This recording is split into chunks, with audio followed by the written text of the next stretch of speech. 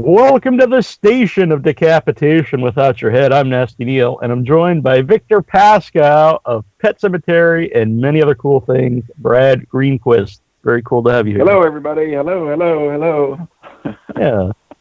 So, first of all, I guess, how did you get the role of Victor Pascow? I just auditioned for it, I was very busy at the time, and it was kind of sandwiched in between an audition for something that Mike Nichols was casting and something that Brian De Palma was casting. And this was like, okay, the book was really big, but I wasn't particularly a Stephen King fan at the time. And so, for me, it was like, oh, this low-budget horror movie. Okay, yeah, I'll squeeze that in. And so I didn't really, I read the script, but I didn't really prepare so much for it. I just went in and went off of impulse, and I was put on tape. The first audition was with the casting assistant, and then I was brought back in to talk with Mary Lambert, and she had seen a film I had done that had been released the year before called The Bedroom Window, which was directed by Curtis Hanson, and she was very impressed by my work there. And anyway, we met and just talked about the role, and we really hit it off. And then they worked out the deal, and that was that. So it was kind of just an audition out of many auditions, and I got really lucky. So you knew of the book, but had you read it at that time? No, I hadn't read it. No, I hadn't read. I don't think I had read any Stephen King novels at that point. I loved to read, but I was reading all these Russian things, Dostoevsky and Tolstoy at the time, and that's kind of the wide gap between that and Stephen King.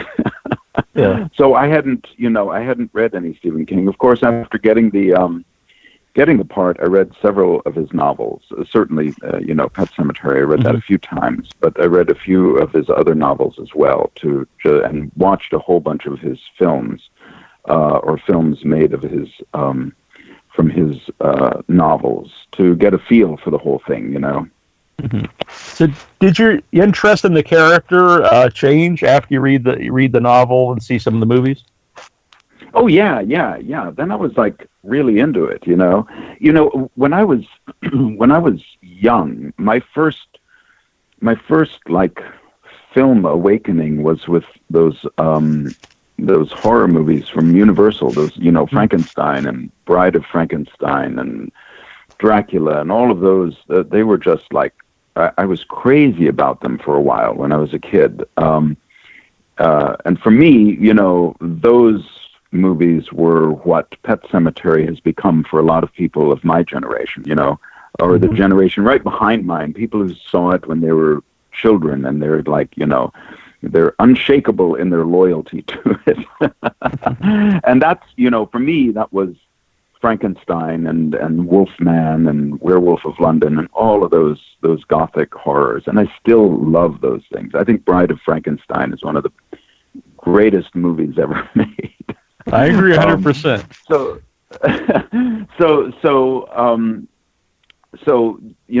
the new horror stuff, which was kind of, that genre was just getting its teeth in the 80s, due mostly to Stephen King, not solely, but mostly to Stephen King. And that whole film thing was, it was starting to roll along and become very popular. And it was developing from things like Creepshow, which were very, very campy, silly horror movies, and into much more serious work. You know what I mean? So it was kind of in the midst of a growth spurt of contemporary horror films. That's the way I see it, anyway. Yeah, because up until that in the 80s, it was really like the slasher films, like Friday the 13th and Michael Myers and stuff. This is a totally different kind of horror. Yes, those slasher films, those were kind of leading the way, and things like Pet Sematary and the other Stephen King things, I don't remember what was made, like Dead Zone and Misery, and those, The Shining was, they were all big leaps forward, I think, in the genre, looking back now, to see how it's developed since then. Those were all, pretty major leaps. And now, now horror films are quite different. The genre has changed so much, and it's a very different animal right now, Mm-hmm. Yeah, I mean, even like stuff like Jordan Peele stuff is up for Academy Awards. It's, totally different. It's great. It's great that it has some respect. Right. Real quick on Frankenstein, that's my favorite too, both Bride and the first one. And I've been carving for years Frankenstein's monster in stone. I only go up for a couple of days a year in the Catskills. So every once in a while I go up there and do some work. Yeah. That's great. So I saw in the documentary, which is really well done, that you refer to Pascow not as a ghost, but as an angel, which I thought was very interesting. And because I always saw the character as very likable, not just likable, but he is like the guy that's trying to lead everyone in the right path, even though he doesn't necessarily succeed. Yes, right. He's a ray of hope. That was kind of what the role was. It was like this hope, which turned out to be a false hope, but it kept the audience hooked in because there was some lightness. There was some of that, kind of campy comedy to him that was very prevalent at the time in those 80s horror movies.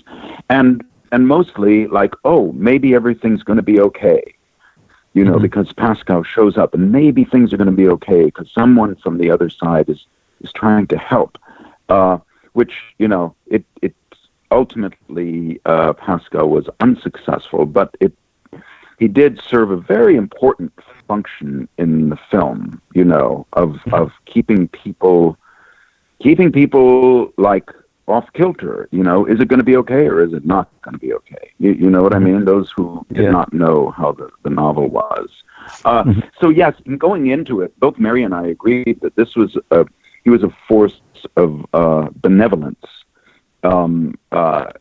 more of a guardian angel than a scary ghost. Which even now people say, "Oh, you scared me so much! You scared me so much."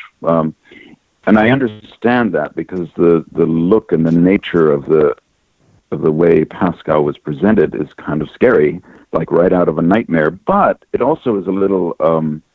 It always takes me aback because I always kind of think of the guy as having a halo around his head.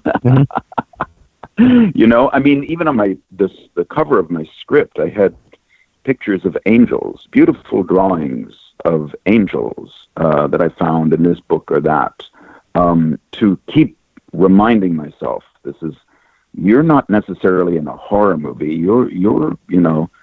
You're a bit more like Clarence from It's a Wonderful Life, Right? Somebody who's there for a ray of hope and a few laughs, Mm-hmm. It's because the whole movie has a sense of dread throughout the whole thing, like everyone's cursed or doomed, and then you do have your character who, the outer appearance, is scary and creepy looking, but he's the the good of the movie. And it's also kind of interesting with the Judd character because outwardly he looks like this very nice man, and yet what he's doing really sets off, all of the evil in the movie. Yes. His kind of impulsiveness is the real demon of the movie, and of the story. It's really interesting. I think it's quite brilliant the way Pascow was written and the way that Judd was written. And the way that Fred Gwynne played Judd was, I think it's just a brilliant performance. It's right from the start, the family, has pulled into the driveway and they meet Judd, and in one little shot and a speech of about 3 or 4 lines, when they're asking about that trail into the woods, and Fred says, "Oh, yeah, there's a story there. I'll tell you another time." Suddenly, oh man, the tension is set up because it's it's there's a story about that. You know what I mean? There's this myth about that place, and he speaks it. He says it, like people have done. It's like a ghost story almost, and that is kind of, that's more scary than what comes. I mean, well, what comes is pretty scary, but it's a different kind of scary. It really grabs the audience. You know what I mean? And Fred Gwynne's so brilliant because he does that in just a few lines.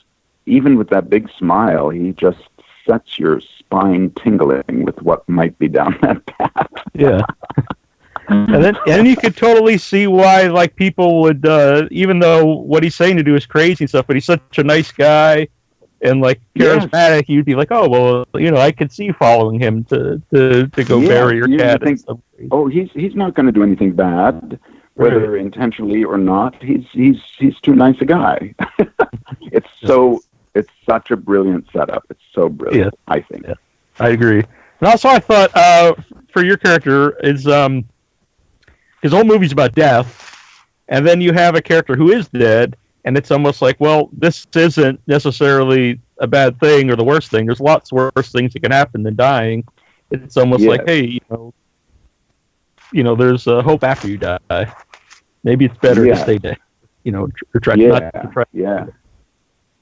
Yes, and there is death swirling around everything. The housekeeper who kills herself, and the Gage's funeral when the body falls out of the casket. There's like a whirlpool of death going around that family, just slowly marching in, and it seems like there's no stopping it. And and as it turns out, there wasn't any stopping it.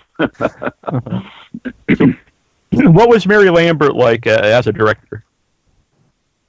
Oh man, she was great. It was terrific working with her. I mean, we excuse me. She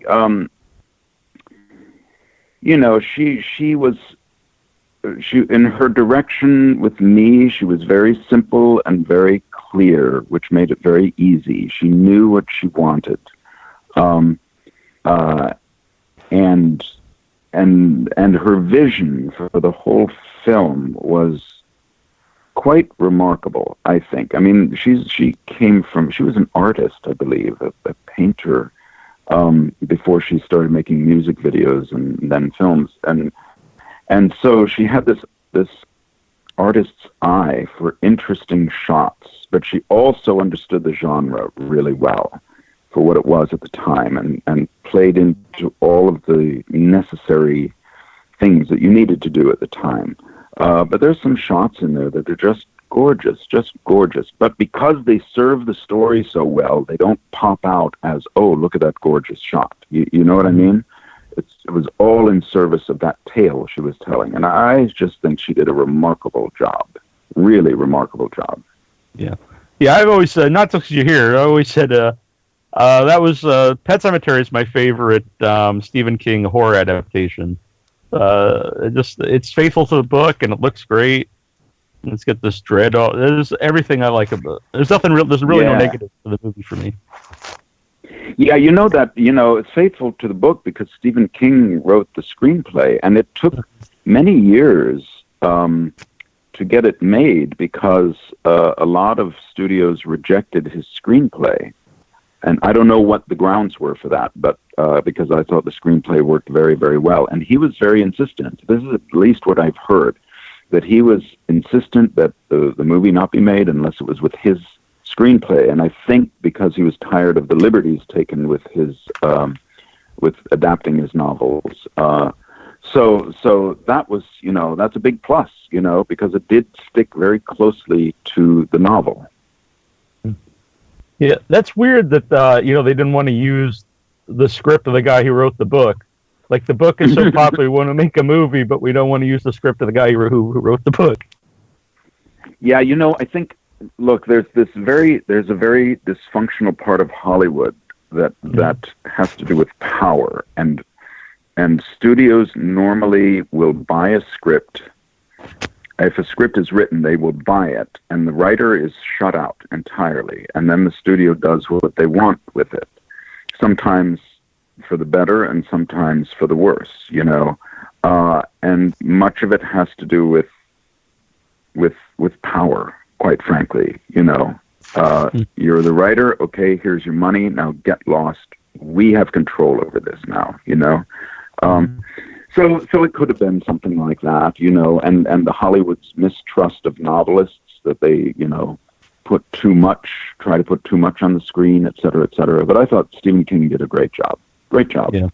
Yeah. I'm reading the Don Coscarelli autobiography, Who Made Phantasm, and he was talking in it about when he was going to make Silver Bullet. He didn't end up doing it, but he had Stephen King help on the script, and like they wouldn't use any of it, and it was the same kind of idea. I just thought it's just so bizarre that they didn't want to use the input from the actual writer. Yeah. Stephen King is a very smart guy. He's very, very smart. He's a very good writer. He deserves every bit of acclaim that he's gotten. And he knows what he's doing. And I think in hindsight, it was a mistake of everybody to dismiss him as simply a horror novelist, because he's much more than that. Because he's very, very smart. So you mentioned Fred Gwynne in the movie, but were you around him much when you were making Pet Sematary? I didn't have any scenes with him. I was quite sad about that. But we would see each other in passing. I spent most of my time in the movie in the makeup chair, getting that makeup put on or taken off. And in the meantime, Fred and Denise and Dale were all working. And they were working with each other all the time. And I was like kind of an outsider in a way. I would work generally about 2 days a week, maybe 3 sometimes. And otherwise I was, holed up in this cabin. I would come to the set every so often and just hang out. So Fred and I, we would see each other in passing. Like he would be wrapped for the day and I would just be coming on, and we'd chat. We'd often have lunch together. He was such a sweet, sweet man. And, he'd talk about the shots he did that day or the night before, and and about what's going on with the filming and everything. Just actor to actor stuff. It was great. It was really, really great. And I do so wish he was still alive. He was such a kind and gentle and talented soul. Mm-hmm. Now, so most of your scenes are with Dale. What was he like to work with? Yeah. Dale was great. We had a lot of fun on the set. And, he was more experienced with film acting at that point than I was. And he taught me quite a bit about dealing with the camera and all of that, We didn't hang out so much off the set. We went to a few parties together here and there, but we didn't hang out so much because he was always busy and I was not, but he was great fun to work with. And now we've got this like amazing relationship. We do conventions. The cast does conventions very often where we're signing autographs, and we just have a great time. It's an amazing group, whether it's me and Dale and Denise and Miko, and sometimes Andrew, who played Zelda, is there as well. And we're like a family. We're tight, and there's no animosity between us. It's really, really pretty incredible, So yeah, Dale, at the time, Dale was great. He was great. He was always very present. There were no problems, He really knew what he was doing, and it was a pleasure to work with him. Mm-hmm. By the way, Zelda for me was always like one of the scariest images in any movie. That's terrifying. I didn't know until recently that it was a guy who played the role, and which someone had mentioned that makes it weirder because like even if you don't know, like your mind kind of knows, and there's just something off about it, which I thought was interesting. Right. When he was shooting. Or when he was being made up, I walked into the makeup trailer and they were kind of in the middle of doing his makeup, and or maybe it was in the beginning, I don't know. And I walked in and we were introduced, and he was this young kid, and all he said was, "No judgments, no judgments. I'm playing this weird character. I don't know what to make of this, but no judgments." That's awesome. But he had like a terrifically long day, I guess. It was like a 28-hour day, something like that, getting into makeup, then shooting all his scenes, then getting out of makeup. Holy cow. He did a great job. And he's the sweetest guy in the world, too. He does theater in, I don't know where he is now, in upstate New York or Pennsylvania or someplace. He has a theater company, and they're always doing plays. It's great when I see him and we're at a convention together. It's always been very interesting to talk to him. Anyway, he did a great job. He was really scary. Yeah. I agree with you. So about the conventions, when you started to do the conventions that you realized that Pet Sematary had such a following, or did you know that before? No, I had no idea. I mean, I would get some fan mail here and there. But I didn't know it was so big and so important to people. And when the first convention, I was like, I don't know about this. This is weird. I'm going to a horror movie convention. These are going to be really weird people. And I found out very quickly, within 5 minutes, no, these are very sweet people, very kind. Everybody has their thing that excites them. Like, me with, if I were to go to a convention and Boris Karloff was still alive, I would be falling over. I wouldn't even know how to speak to him at the table. So, everyone has their thing, and Pet Sematary struck a lot of people. So these conventions, aside from making some money, it's great. The fans are so sweet and so nice and so complimentary. And so tickled to be meeting all of us. It's a real joy to go to them. I gotta say, it's really, really terrific. And who knew? At the time when we shot Pet Sematary, it was a low budget horror movie, and none of us got any particular boost from the film. I don't think.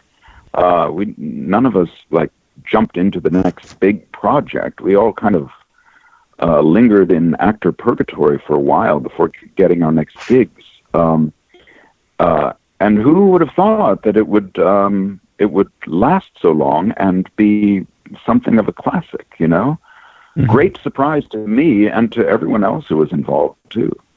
Mm-hmm. So what was the makeup process like? You mentioned, Zelda having the makeup. What was your makeup process like? It was very long. Very long. But, the time went by very fast because David Anderson and his assistant, John Blake, and we just had a great time in the makeup trailer. It was great fun. So basically, the first thing is I would come in and, on the first day, or when they were doing a makeup test, I think, they showed me pictures that the makeup was based on from medical journals of people who had been in car accidents and their skulls had been split open, and it was stomach churning, these pictures, these photographs. And David said, his father, Lance Anderson, designed the makeup, and he said, yeah, we couldn't go as far as reality is. We had to, so they pulled back on the brain stuff from what we saw in those pictures. It isn't, what we did is not too much. It's actually, pulled back from these horrible accidents. So then, the first thing they would do, which was hard at 4:30 in the morning, for example, is they would put this glue on my hair to make where they had to put the brain application. They would put this glue on, and it was cold, and first thing in the morning, it stank, and and they'd have to paint it on and, plaster my hair to my head, and then they'd put the brain application on, and then it was lots and lots of painting, painting with makeup. And they'd make it all bloody, and they would follow pictures and get it I don't know how they did it. All those veins in my face and on my hands and legs, they were all hand painted every single time. And if you watch closely, Pascow gets more and more veiny as the movie progresses. There were like three versions of the amount of veins in my skin. One for the earlier shots, another one for the middle shots, and then really veiny at the end of the film. So it was long. Sometimes I would sit in the makeup chair and just sleep as they put everything on. Sometimes I would read, but mostly we just filled those hours with joking around. I don't know how we did it, but, 3 young guys, there was lots to laugh about. Yeah. How did that compare to makeup later on when you're doing the different Star Trek series? Oh yeah, well, I knew what to expect when I was doing those Star Trek things, and those were fuller applications. Some of them, where those were hard. When I did Deep Space Nine, for example, I was covered entirely in these pieces, and so there was no place where my skin could breathe, and I couldn't hear because my ears were covered. So on that one, on Deep Space Nine, I remember I had to watch whoever I was working with. I had to watch their lips to know when they were done talking, and then which was my cue to talk. But what happens is your skin can't breathe when it's completely covered by those applications, and you get very, it's exhausting, and it's not so good for your health. And you're enclosed in this thing. You get a little claustrophobic in your own skin, Those were harder. Pet Sematary was, what was hard with Pet Sematary, aside from the time it took, once I was in the makeup, I couldn't lay down in my trailer because it would mess everything up. And so I couldn't relax my head. I had to always be sitting up. And the other problem was shooting when we were going down that trail into the Pet Sematary, it was in the evening, it was dark, and it was in Maine I think, it was probably in September, and the mosquitoes would come out, and the blood that they put on my brain was all kind of made of this sugar syrup concoction, kind of like Caro syrup. So the mosquitoes would come out and they would just bite me like crazy. They would even crawl up underneath the brain application and just start, jabbing me in the top of my own skull.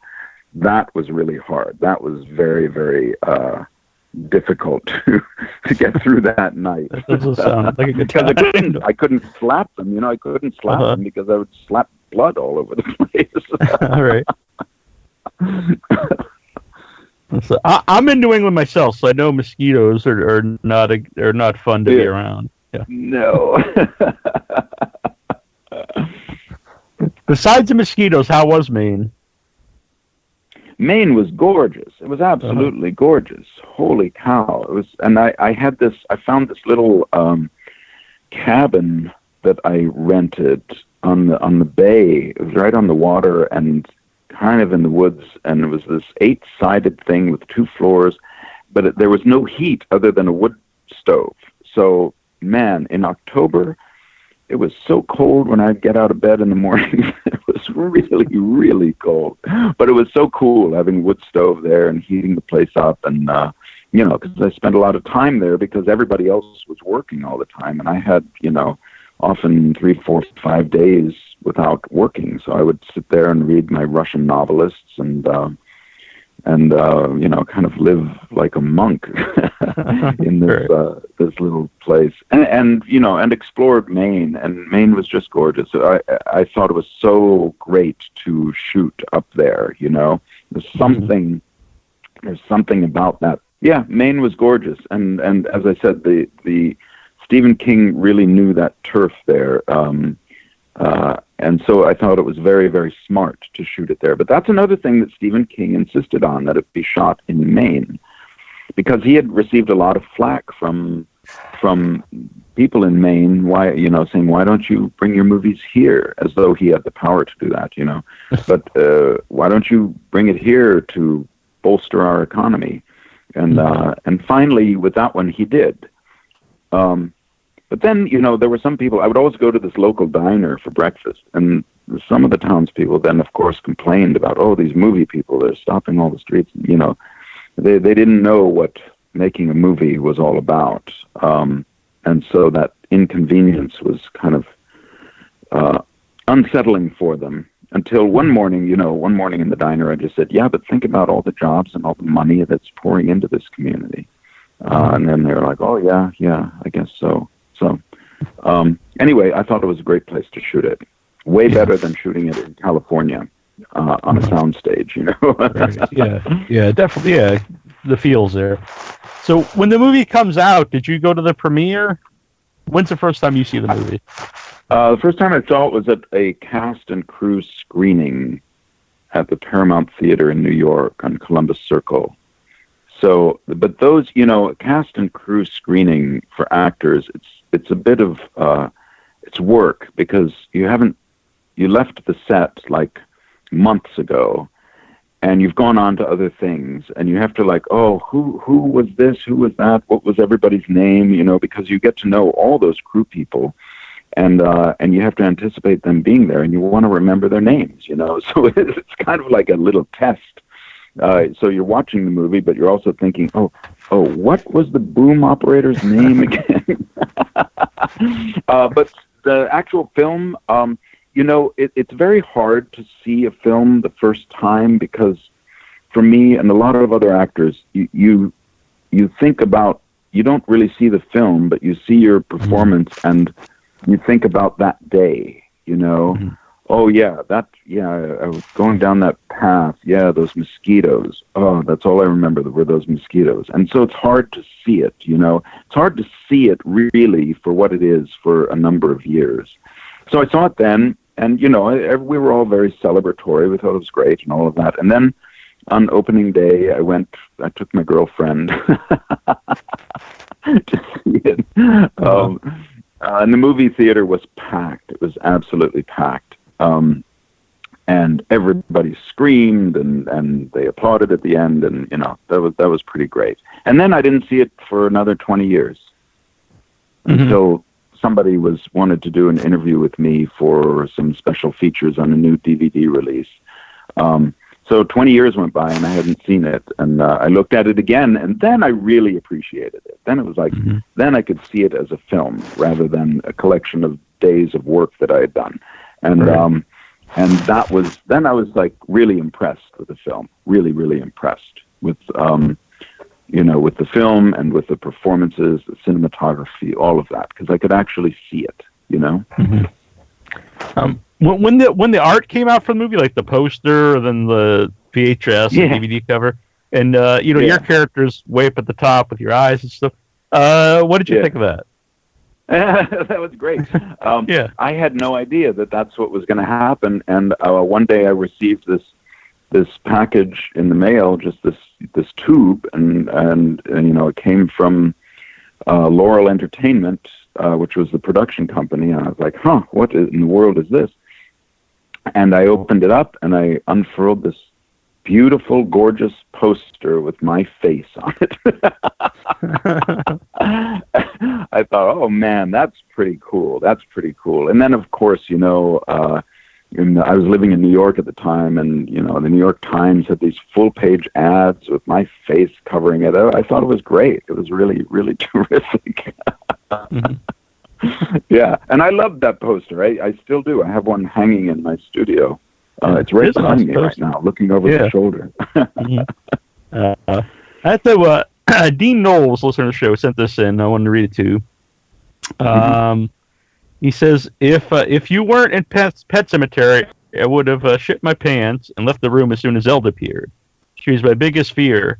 But Pascow was the perfect counterbalance to ease my child mind. I can remember pretending he was with me while watching it, like he'd save me from Zelda. Oh, that's so sweet. That's exactly what the character was. That's what I was aiming for. Great. I guess I was successful. If you get a letter like that, then I was successful. Great. That's so great to know. Yeah. And he had a question too. He wanted to know what freaked you out the most in any movie? What, in any movie? Yeah. The end of Psycho. Another one. Psycho. You know, the first time I saw that, I was maybe 10, and it was like 3:00 in the morning on TV, and I was so scared. I closed my eyes, and when they're revealing the mother, and I got so scared that I had to turn around and walk backwards to the television and turn it off. I was so scared, and I didn't sleep at all. That really freaked me out. When he flips around, no guardian angel there to help me. when they flip around and it's the corpse in the chair in the basement. That's pretty awesome. And that light bulb is swinging, and brilliant shot, But man, for a 10-year-old, it's like, oh, this is so scary. So, do you have anything in the works? Let's see. I shot 2 films last year. One is a huge budget remake of Call of the Wild that will come out on Christmas Day. So with Harrison Ford, and I had a kind of a small role in there as a dog seller in the Yukon, and that was so much fun to shoot. Janusz Kaminski was the DP. And I've worked with him several times. He's Spielberg's DP and brilliant guy. And so it was great. That was like my 4th film with him. It was great to see him again. And that'll be a great big family film. I hope it's good. I'm sure it will be. So that's coming out. And then I did on the other end of the scale, I did a low-budget independent movie called Now Is Everything. And the star is Anthony Hopkins. And I had this wacky scene in that. I played this detective in a kind of a dreamlike sequence. So I'm looking forward to that one. So that's what's in the pipeline right now. And otherwise, just looking for the next gig, hoping to find another horror movie. Yeah. Well, when you do the conventions, you get a lot of offers? Because I'll see a lot of like veteran horror actors at the conventions, and they'll pop up in a lot of independent horror movies. And so, do people come approaching like, "Hey, I'd like to have you," and so and so? Yeah. What happens is every so often somebody comes and says, "Oh, I'm with this production, and here's my card." Okay, great. And then I never hear from them. I give them my card, and I never hear from them. It's not very difficult to find me. It's quite easy. Yeah. But no, nothing has ever come of those things for myself. I don't know about other actors. I'm sure it happens. But all of us are, most of us at these conventions, we're aging actors, and there's not a lot of roles for, when you get up into your 50s and 60s. So we're all like, all of us are kind of like bemoaning, oh, where's all the work? Where's all the work? So, but it could be that also producers are a little intimidated, or they're going to think that me and the others cost too much, or this and that. Who knows? Yeah. So, I wish it would happen, because I would love to do some more horror movies. So, any producers out there who are listening, just look me up and shoot me an email. Yeah. I maybe agree. we have a deal. Maybe we could make a movie. Right. Are you a horror movie fan now? Do you like any current horror movies? I don't follow them so much now. The genre has changed greatly, and I think the remake of Pet Sematary has really updated it to what horror movies are now, because they're very, very different from what they were when we made the original Pet Sematary. And I just haven't managed to keep up with them so much. The horror movies in general don't scare me, because I watch them kind of objectively. I'm like, oh, good shot, good makeup, that lighting thing, another effect. And often now they're so full of effects, and that kind of doesn't interest me so much. However, I know that I could rekindle that thrill of horror movies if I just sat down and watched a whole bunch of them in 1 week. And maybe I'll do that. Maybe I'll do that next week. Right. And get kind of caught up, caught back up with the genre. Yeah. But that genre now is also so influenced by television, like, Walking Dead and things like that. Mm-hmm. And I'm just so busy with things that I don't really have time to attach to those shows, whether they're horror shows or any other things. If I were younger, I would absolutely be a binge watcher and probably of horror. But these days, my life is very, very full and very satisfying as it is. And I just don't have the time, or I don't make the time to really, really get into those things, Mm-hmm. So I catch some of them, but many just pass me by, and I've got DVDs of all of them, and just waiting for me to watch them. Right. Did you see the new? Did you see the remake of Pet Sematary? Yes. There's a great story about that, actually. Denise Crosby and I went to see it together.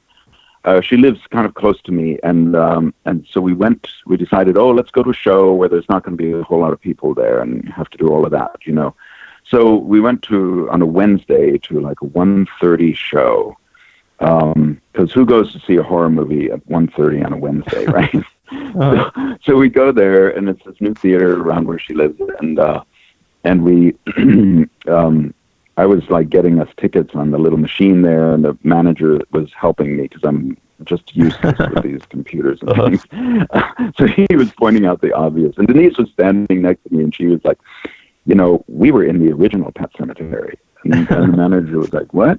And she said, yes, my name's Denise, and this is Brad, and we were in the original Pet Sematary. She was so proud, so proud.